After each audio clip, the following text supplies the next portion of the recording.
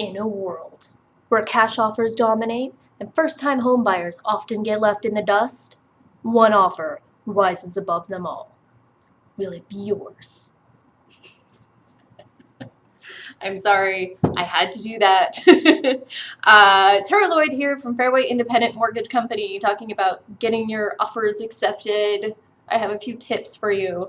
I do have my one caveat here, and that's that your real estate agent will be your eyes and ears through all of this. And if you have an amazing agent, which you should, then please listen to them. Do what they say.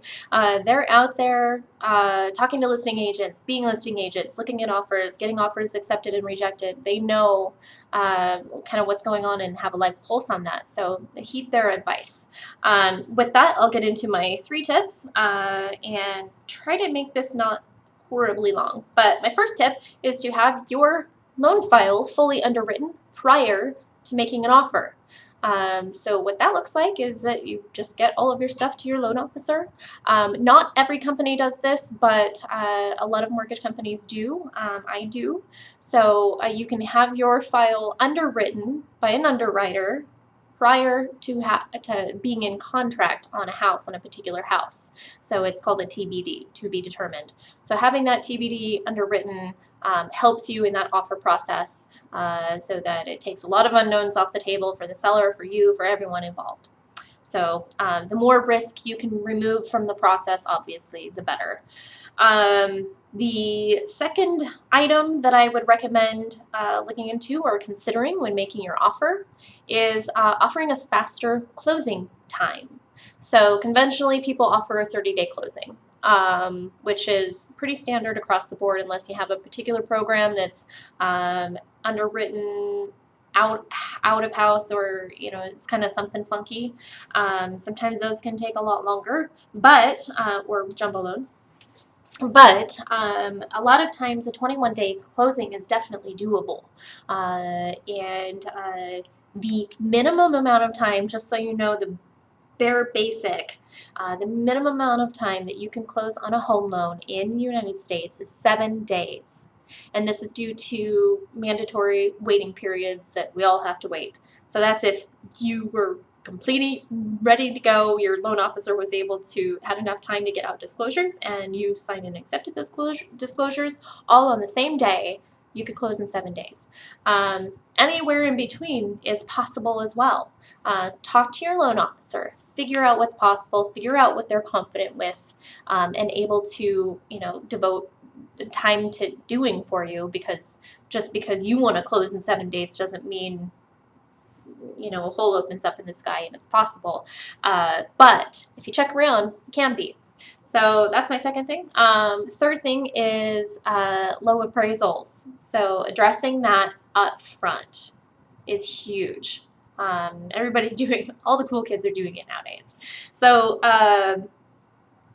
if you think about it, if you're a seller and if you have, multiple offers coming in and they're all above asking price, and you're thinking, well, this offer is really good, except it's well above asking price and they're getting a mortgage and they only have, 5% down or something like that. That's going to be pretty risky because you don't know if they still qualify at the higher amount.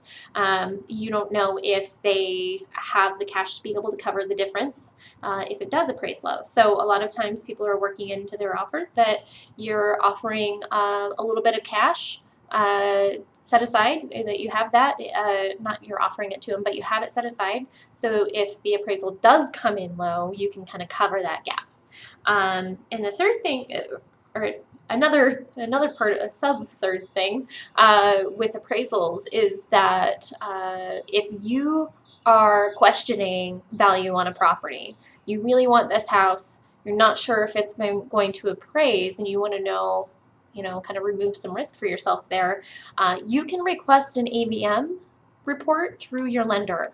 I don't know how many lenders do this, but I know that I do it. It's something similar to what people do on refinance. You can do just a quick automated valuation report that will tell you around about where the appraisal might come in at. It's not an appraisal. It does not hold up to that, but it will give you a really good idea, and we've seen some good results with that. So, if that comes in 20,000 below what you're wanting to offer, then maybe it's not the best choice to put that offer in, or maybe you pull yourself out of the runnings. But if it comes in right at or right around, and you have a little bit of cash set aside to be able to cover the difference, then that makes it more of a less risky thing. So anyway, those are my tips and pointers. I hope that was helpful. If you have any questions, please reach out to me. I'm here to help. I do rescue loans, so if you get into one of those pickles and need a 10-15 day closing, please reach out to me and let me know.